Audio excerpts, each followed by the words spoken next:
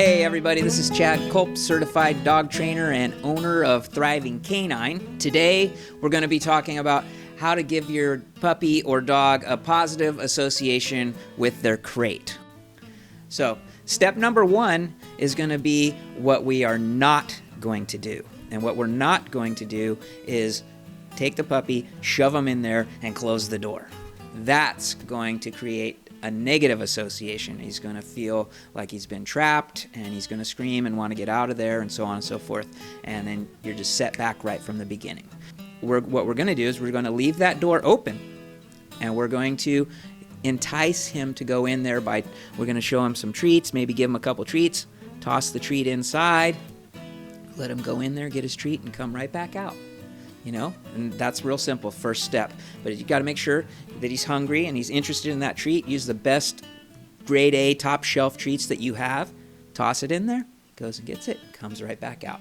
Okay, that would be step number one. That should be pretty simple. Then your next step would be use something soft.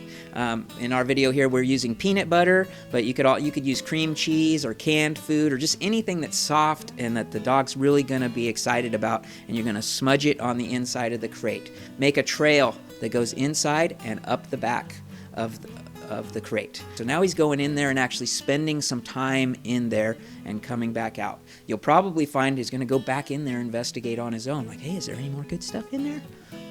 And that now you're on your way. You're starting to create a positive association. He's just enjoying going in there.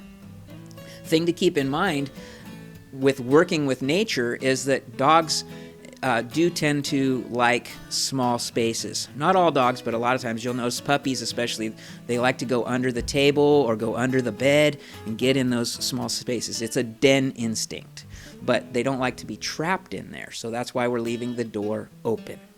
Okay. Then another thing you could do is you could put some food in there and you could intentionally restrain the puppy, or you could have one person hold him back while the other one puts some food in there, and he, oh my God, I want to go get it. Then you just let him go. Right? So let him pull on his collar a little bit. So, oh, he wants to go get it, and then let him go. And then he runs in there, right? So it's sort of like reverse psychology. You're holding him back from the crate, and he's saying, let me in there. So that, all of this, like I said, we're just building a positive association with going in there.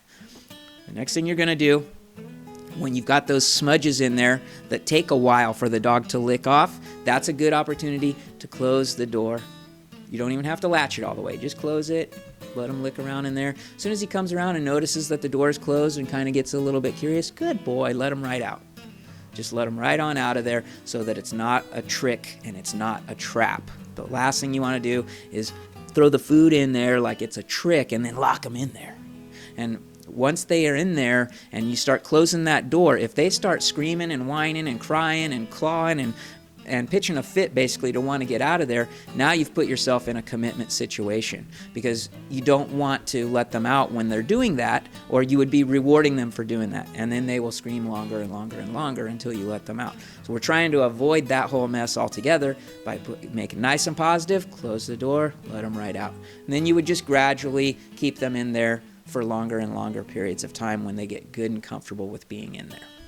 Okay, so that's really the idea. You're just building up their positive association with going in that crate. Some dogs are going to take to it easier than others, but the idea is that they just learn to go in there and love going in there, and then seconds become minutes and minutes become hours.